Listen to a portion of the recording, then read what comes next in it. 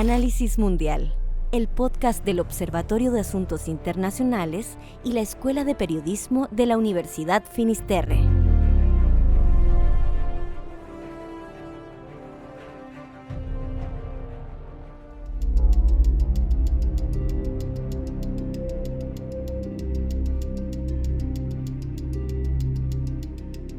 Hola, ¿qué tal? Bienvenidos a un nuevo episodio de Análisis Mundial, el podcast del Observatorio de Asuntos Internacionales de la Universidad Finisterre. Yo soy Luis Lira y hoy día me encuentro junto a Vanessa Cárdenas. ¿Cómo estás, Vanessa? Muy bien, muy contenta de estar nuevamente en Análisis Mundial. Le mandamos, como siempre, un gran abrazo a Alberto Rojas, que se va a reintegrar en los próximos episodios.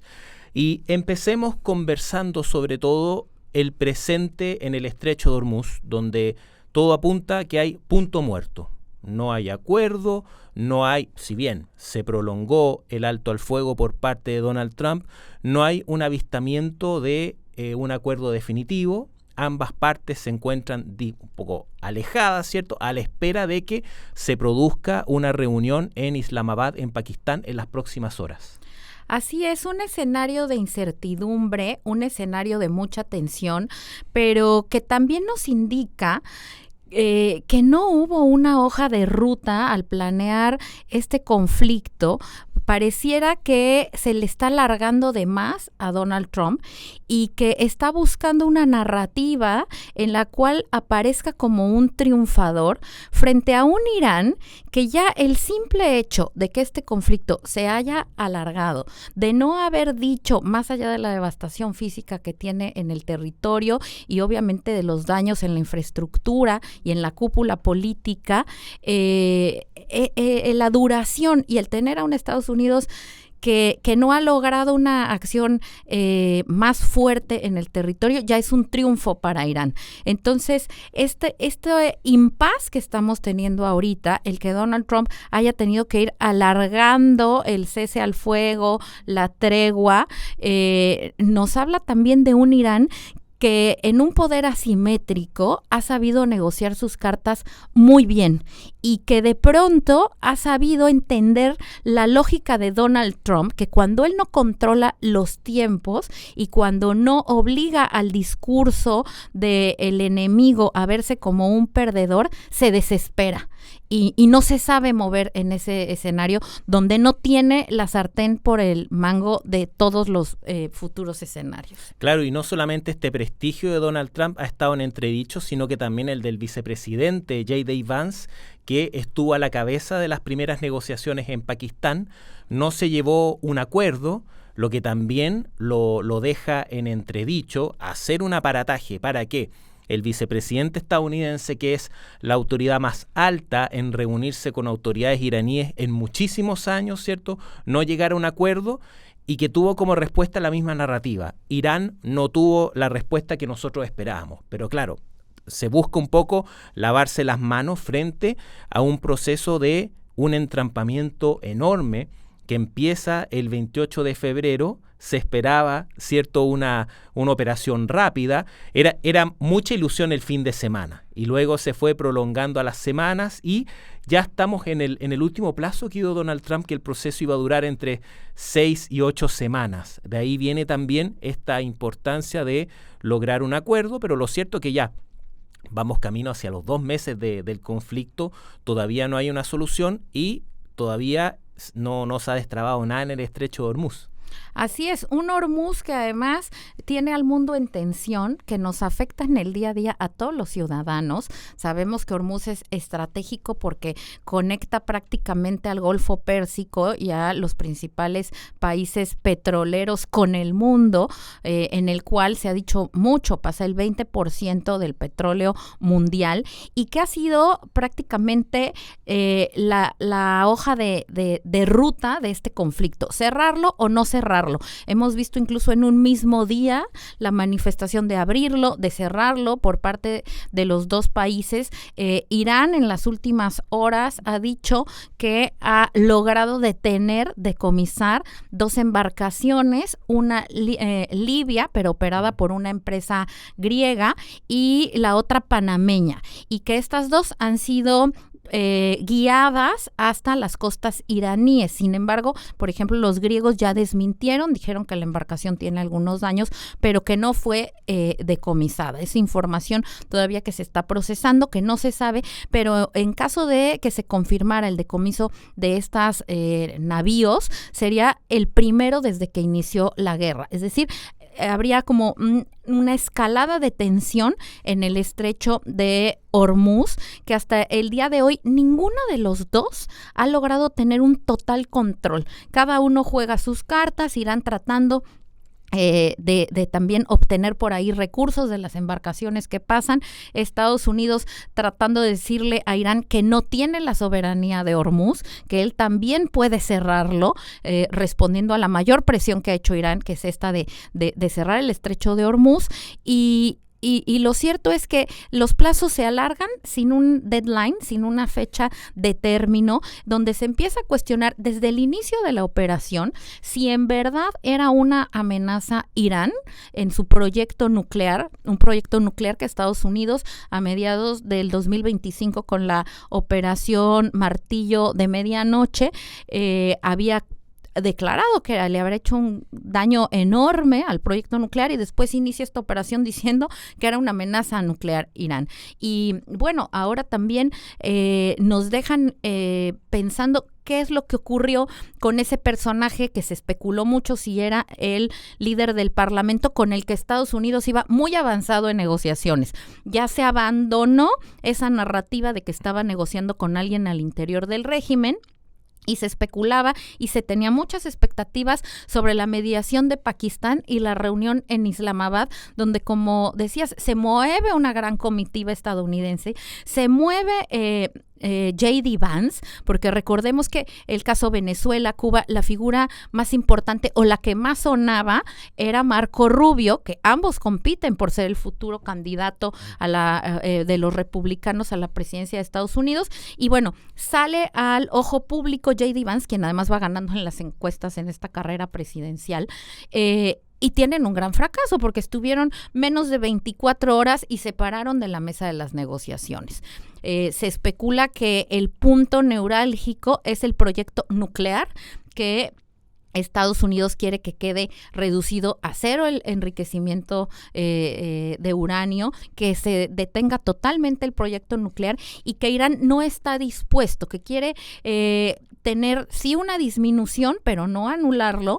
Igual también decirle a su público, a su gente, los iraníes, que el proyecto nuclear está ahí, que ya no continúa con fines belicistas, pero no quedarse sin nada, igual que el proyecto de misiles balísticos que tanto daño le ha hecho a Estados Unidos y a Israel, porque con estos bombardeos esporádicos, puntuales, ha logrado hacer muy eficiente el arsenal que tiene, y quieren también que quede reducido a cero.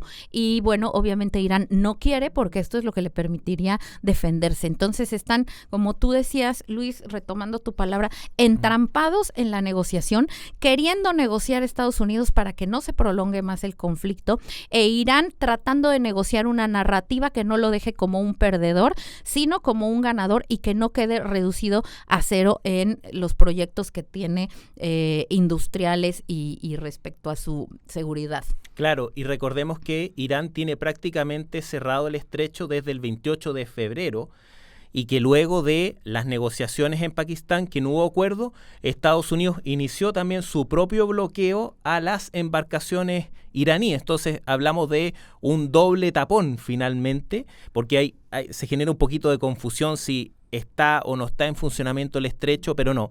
Y la última acción fue justamente este bloqueo estadounidense, en donde detuvo a una embarcación iraní, también petrolera o ligada al régimen iraní, en la misma acción que ha hecho Irán con estas últimas embarcaciones.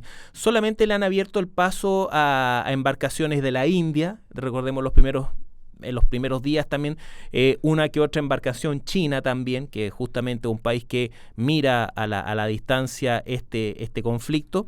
Y lo que se espera de una hipotética conversación en Islamabad es que para Irán, que Estados Unidos levante su bloqueo, porque para ellos sería la condición de volver a sentarse a la mesa, y por supuesto Estados Unidos la condición del programa nuclear que has mencionado tú, que ha sido la piedra de tope.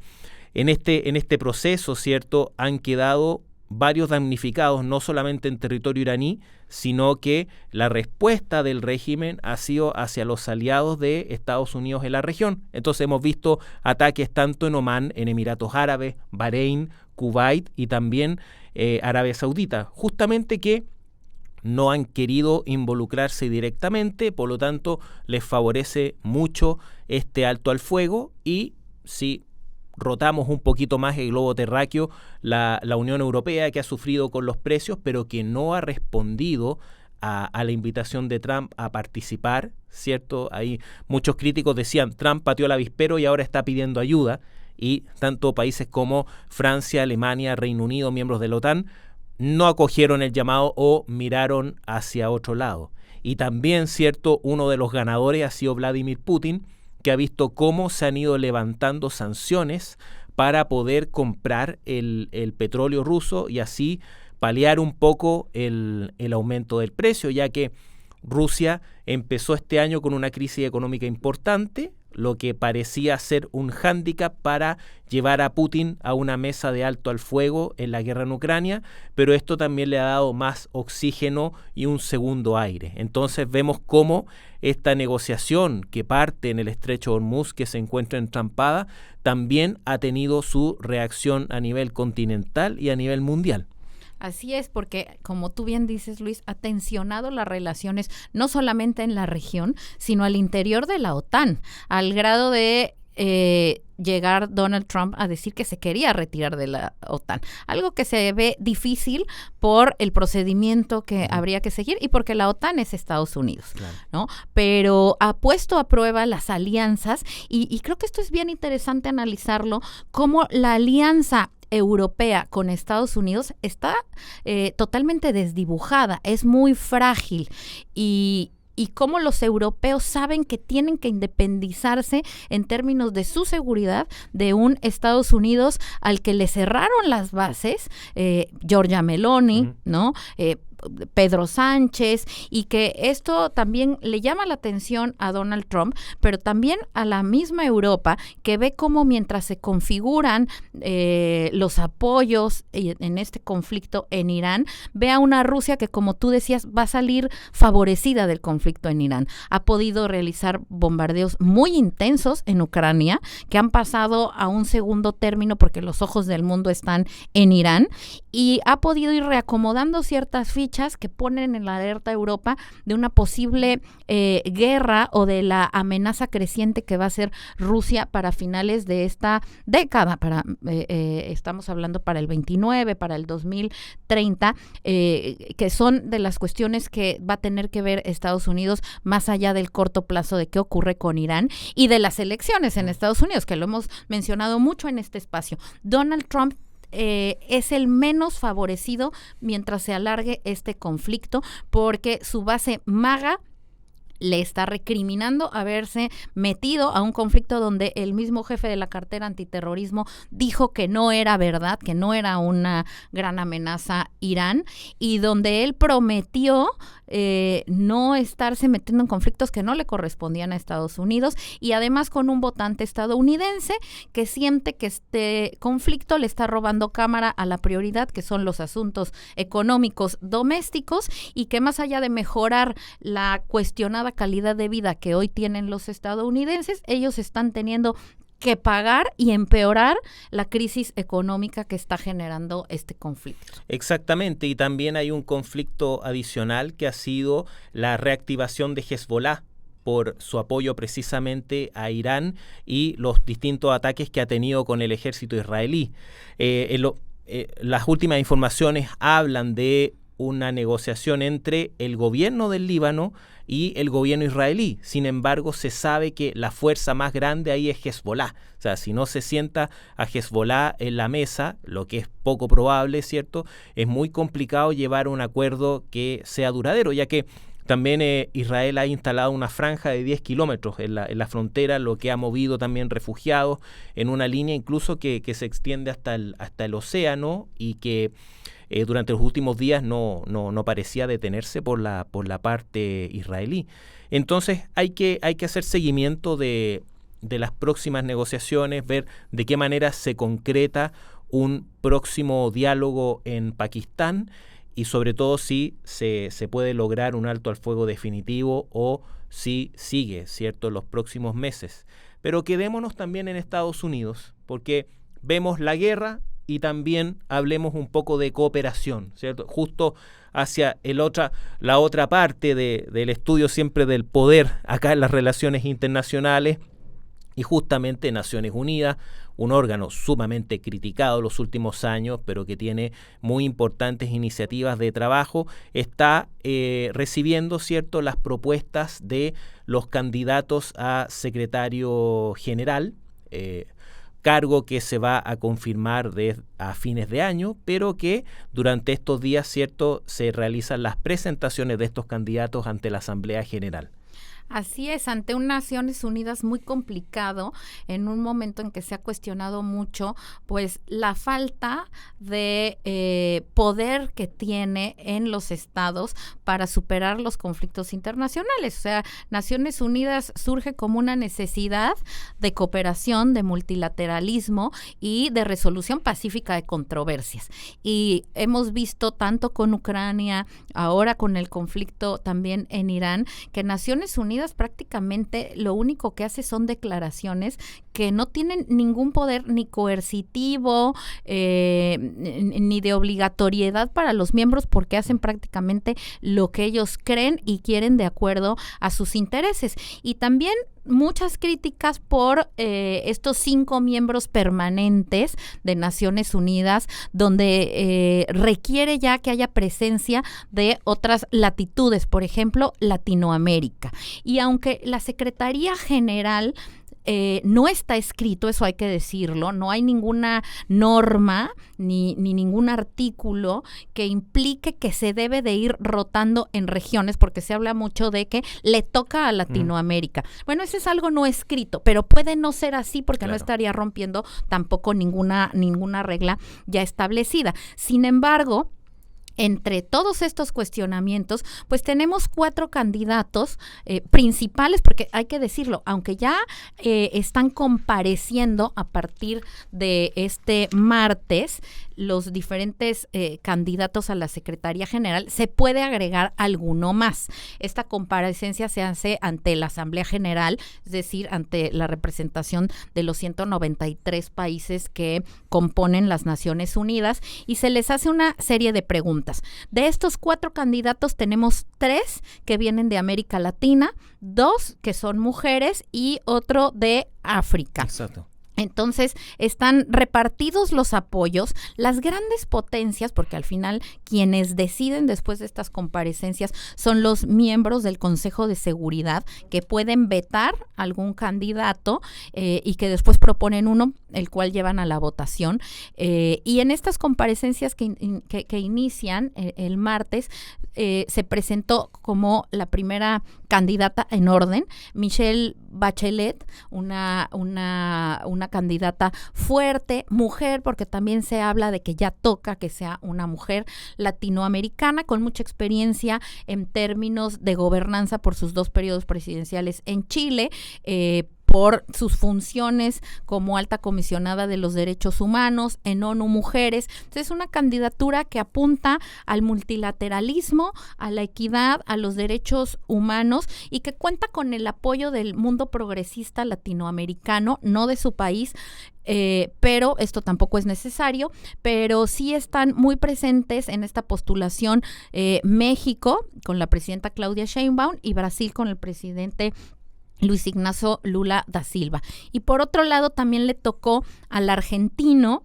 quien lidera hoy la agencia, el Organismo Internacional de Energía Atómica, Grossi, una candidatura apoyada por Argentina. Se habla mucho de la cercanía entre Argentina y Estados Unidos. Este es un personaje que apunta más a lo diplomático, a la seguridad internacional. Ha sido negociador en conflictos como Ucrania, como el Medio Oriente. Entonces, es un perfil más técnico que el de Michelle Bachelet, y falta la comparecencia aún el próximo jueves de 2 candidatos más. Por un lado, Rebeca Grisman, expresidenta de Costa Rica, que también lidera organismos de comercio y economía dentro de Naciones Unidas, y que sería un perfil más similar, digamos, al de Michelle Bachelet. No se han confirmado, como decía yo, los apoyos todavía de las grandes potencias, se harán en los futuros días, pero Grisman es una candidata junto con Grossi que tiene menos claroscuros que las otras candidaturas. Y por último, bueno, pues también la que proviene de Senegal, que rompe un poco esta idea de que la continuidad de la regla no escrita es que le toque a América Latina. Sí, y justamente quien lanzó la pelota para otras regiones del mundo fue el mismo Donald Trump, que dijo en Nueva Zelanda hay gente bien preparada, como un poco rompiendo ese consenso de que le tocaba ahora a América Latina y que le tocaba también a una mujer. Y justamente esta presentación, que cada uno de los candidatos está aproximadamente 3 horas ante la Asamblea General, hicieron una presentación de 10 minutos sobre su visión de futuro y luego empiezan las rondas de preguntas. Ahí las preguntas son de parte de estados o también de distintos grupos.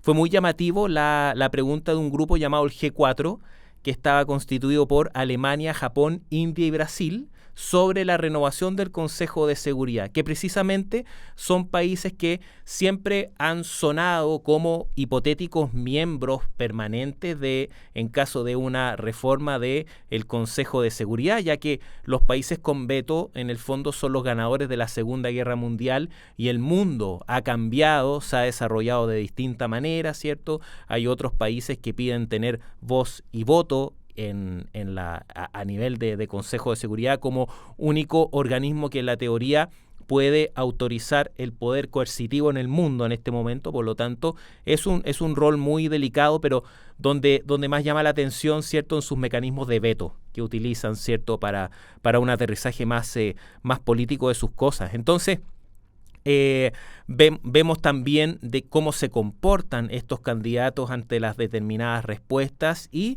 yo creo principalmente, ¿cierto?, las negociaciones de cada candidato para lograr el apoyo de los países van a continuar en base a estos resultados. Si bien durante julio la Asamblea General va a entregar sus conclusiones al Consejo de Seguridad, quien es finalmente que decide, y aproximadamente entre agosto y octubre debería haber una decisión final para presentar definitivamente a la persona que suceda a Antonio Guterres en el cargo a fin de año. Así es, no hay una fecha definida, pero con base en las experiencias pasadas, Ban Ki-moon en el 2006 y Guterres en el 2016, estas comparecencias ante la Asamblea General y votaciones micro que se llevan a cabo para ir viendo cuáles son los apoyos, empiezan en junio, y se terminan en octubre. Entonces, la expectativa es que para octubre ya se sepa quién va a ocupar ese cargo. Y es muy interesante también porque está esta capacidad de veto, es decir, de un rechazo total, donde se anula y se imposibilita la continuidad de una candidatura, pero también puede ser que no se vete a un candidato, simplemente que no se tenga la anuencia de un país. Entonces, lo que resta es ir siendo muy cuidadosos de analizar las declaraciones que dan los diferentes representantes de los países en Naciones Unidas. Por ejemplo, el representante de Washington, Waltz, ha dicho que Grossi ha hablado bien de Grossi, no ha dicho que es su candidato, pero ha dicho que tiene una relación muy fluida con Washington en términos de hablar sobre todos los proyectos nucleares, y ha manifestado también la preocupación, por ejemplo, de algunas candidaturas, como la de Michelle